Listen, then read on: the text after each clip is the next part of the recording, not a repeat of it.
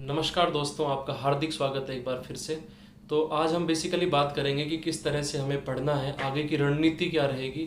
साथ ही साथ में कुछ लोगों को डाउट है कि सर मतलब कि हम फिजिक्स में मतलब कि कैसे मतलब हाई स्कोर करें, या फिर ओवरऑल सिलेक्शन का हम अपना परसेंटेज है जो चांसेस हैं उसको हम कैसे बढ़ाएं। तो उन लोगों के लिए मैं एक ही बात कहना चाहूँगा कि देखो, आपको सबसे पहले तो नॉन टेक्निकल पार्ट है उसको बहुत अच्छे से आपको स्ट्रॉन्ग करना पड़ेगा। उसके अंदर आपके 60 में से लगभग 50 मार्क्स आने चाहिए, तभी मतलब आप एक सेफ जोन के अंदर हैं। ठीक है। तो नॉन टेक्निकल में 50 मार्क्स लाना कोई बहुत बड़ी बात नहीं है, क्योंकि उसमें पेपर आसान ही आता है लगभग, है ना, डिफिकल्ट नहीं है। जीके जो है आप उसको थोड़ा बहुत करंट अफेयर वगैरह देख सकते हैं, जिससे कि मतलब कुछ सवाल सही हो जाएंगे। आंख बंद करोगे, तुक्के मारोगे जीके के अंदर 10 सवाल के अंदर, तब भी आपके 2.5 मार्क्स तो आएंगे ही आएंगे। मतलब 1/4 प्रोबेबिलिटी बोलती है इस चीज़ को। ठीक है। थोड़ा बहुत यदि आपको जानकारी होगी करंट अफेयर की, तो आपके 5-7 नंबर आ जाएंगे जीके के अंदर, तो काफ़ी आपके लिए। तो नॉन टेक्निकल को 50 तक आप लेके आइए कैसे भी करके। उसके बाद बात करते हैं हम टेक्निकल सेक्शन की, जिसमें सबसे इंपॉर्टेंट आपका जो मैं पढ़ा रहा हूँ ये टॉपिक है फिजिक्स के जो है वेव ऑप्टिक्स हो गया, आपका मॉडर्न फिजिक्स हो गया। ठीक है। अब इसमें क्या है ना कि बहुत से लोग मतलब पढ़ रहे हैं इसको। मैं अभी जैसे कि सबको पूछता हूँ कि कैसा लग रहा है आपको, तो बोलते हैं कि सर मतलब बहुत अच्छे से समझ में आ रहा है। आप जैसे टीचर मतलब हमें अब तक मिले होते तो पता नहीं आज तक तो हम तो आईएएस बन जाते पढ़ के। ठीक है। इस तरह की आप विचारधारा व्यक्त कर रहे हैं।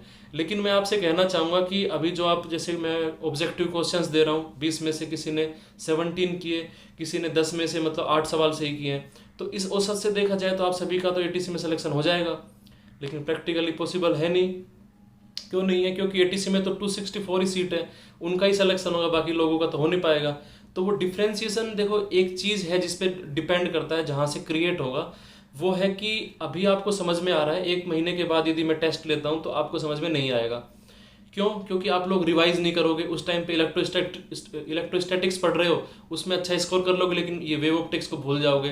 तो जो बंदा मतलब कि अच्छे से रिवाइज करेगा, हर 10 दिन के बाद में आधा 1 घंटा उस टॉपिक को दे रहा है पढ़ने के लिए। शुरुआत में जब पढ़ते हैं तो बहुत ज़्यादा टाइम देना पड़ता है। मैं खुद कहीं से पढ़ के आपको पढ़ा रहा हूँ, तो मेरे को बहुत ज़्यादा टाइम देना पड़ता है शुरू में उस टॉपिक को समझने के लिए।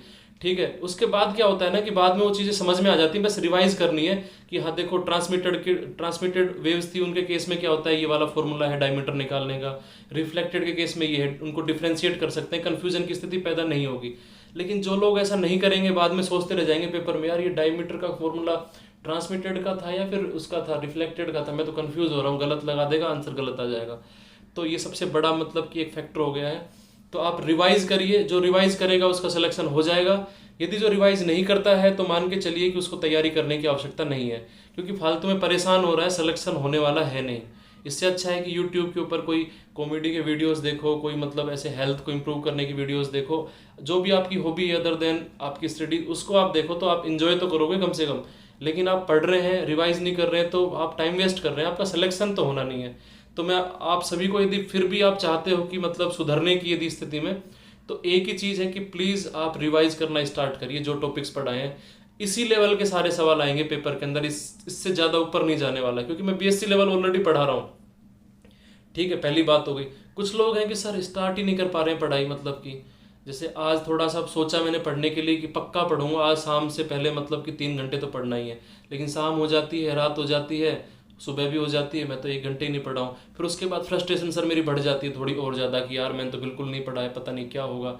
तो ऐसे लोगों को मैं कहना चाहूँगा कि जो इस तरह के मतलब लोग हैं, वो कृपया मतलब कि मतलब इस तरह की जो प्लानिंग नहीं करें कि मतलब आज 10 घंटे पढ़ने ही पढ़ने हैं। ठीक है। वो मतलब कि थोड़ा जो आसान टॉपिक है उनको पढ़ना स्टार्ट करें, जैसे कि अपना नॉन टेक्निकली स्टार्ट कर दो, जो आसान वाला है कुछ। भाई सीजीएल के पेपर लगा लिए पुराने वाले, जहाँ पे थोड़ा कॉन्फिडेंस आता है कि मेरी कितनी अच्छी नॉन टेक्निकल है। तो ऐसे थोड़ा थोड़ा करके फिर धीरे धीरे एटीसी के पुराने पेपर देखो, यार मैं तो कर सकता हूँ इसको, नॉन टेक्निकल इसी लेवल का ही है। आपका कॉन्फिडेंस थोड़ा आएगा, आप उसके जो रिदम है एग्जाम की प्रिपरेशन की, उसके अंदर थोड़ा आप आओगे। उसके बाद देखो आराम से आपका मन लगने लगेगा। और देखो एक चीज हमेशा याद रखना, दुनिया के अंदर मतलब जब भी सितारे चमकते हैं तो वो डार्कनेस में ही चमकते हैं, मतलब सितारा हमेशा अंधेरे में ही चमकता है। आपने कभी दिन में सितारे नहीं देखे होंगे। तो उसका यही कारण है कि जैसे आप लोग हो अभी, मतलब कि इस स्थिति के अंदर हो, इस डिलेमा के अंदर हो कि मतलब कैसे पढ़ पाऊँ, अपने आप से लड़ रहे हो कि यार पढ़ना है लेकिन पढ़ नहीं पा रहे हैं। तो आपको यदि चमकना है, आपको सितारा सितारा बनना है, तो मान के चलिए कि आपके लिए सबसे बड़ा वेपन यही है कि आपको अपना जो ये है डार्कनेस वाला पॉइंट है कि फ्रस्ट्रेशन हो रही है खुद के ही ना पढ़ने से, तो उससे लड़ना पड़ेगा आपको, तभी मतलब आप सक्सेसफुल हो सकते हो। नहीं तो मतलब कि कोई सेंस नहीं है फिर आपकी पढ़ाई लिखाई का भी। आप यदि खुद से नहीं फाइट कर सकते तो फिर आप मतलब कि आगे चल के कैरियर में क्या मतलब एटीसी बनोगे, क्या मतलब फ्लाइट्स को कंट्रोल करोगे जब आप खुद ही को कंट्रोल नहीं कर सकते तो। ठीक है, तो ऐसे लोगों को यही कहना चाहूँगा कि रिवाइज करते रहिए, अपने आप को मतलब पॉजिटिव के अंदर लेके आइए कि मेरा सिलेक्शन हो सकता है। सिलेक्शन रियली में एटीसी में डिफिकल्ट नहीं है, बस आपको इतना इंश्योर करना है कि नॉन टेक्निकल में 50 तक कैसे भी मैं पहुंच जाऊं, उसके बाद 90 तक कट ऑफ जाएगी, तो आपको बाकी 60 में से 40 तक मार्क्स लाने हैं। जो मैं पढ़ा रहा हूँ लगभग इसी लेवल का पेपर आता है, डिफिकल्ट चीज़ें सारी मैं पढ़ा रहा हूँ, आसान वाली जो चीज़ें हैं वो आप खुद से भी पढ़ सकते हैं। साथ ही साथ के अंदर नेगेटिव मार्किंग नहीं है, तो देखो थोड़ा बहुत तुक्का है, थोड़ी किस्मत है, तो इतने भी बुरे किस्मत वाले नहीं हैं आप लोग। अच्छा होगा आपके साथ डेफिनेटली, क्योंकि आप मेहनत कर रहे हैं। ठीक है, तो बहुत बहुत धन्यवाद, नमस्कार। आज थोड़ा सा फ्री था तो सोचा आप सभी को मतलब ये जो मेन चीज़ें हैं कैसे तैयारी करनी है बता दिया जाए, क्या स्ट्रेटेजी होनी चाहिए बता दिया जाए। तो इसी तरह से आप करते रहिए। बाकी देखो आपका जो खुद का जो तैयारी करने का ट्रेंड रहा है बचपन से, वो हो सकता है कुछ डिफरेंट हो, आपको थोड़ा पढ़ के भी ज़्यादा समझ में आ जाता हो, या फिर कोई सुपर कंप्यूटर की तरह हो, मतलब एक बार पढ़ लिया उसके बाद कभी नहीं भूलूंगा। ऐसे मतलब कोई 0.01% लोग होते हैं उस कैटेगरी में, यदि आप हैं तो बहुत अच्छी बात है, आप रिवाइज मत करिए। लेकिन मैं नॉर्मल आदमी की बात कर रहा हूँ, जैसे कि हमने बहुत ज़्यादा रिवाइज किया था तभी मतलब हम यहाँ पे पहुँच पाए हैं। बहुत बहुत धन्यवाद, नमस्कार। मैं आपके लिए बहुत बहुत शुभकामनाएं प्रेषित करता हूँ इस वीडियो के माध्यम से, और मेहनत करें। धन्यवाद।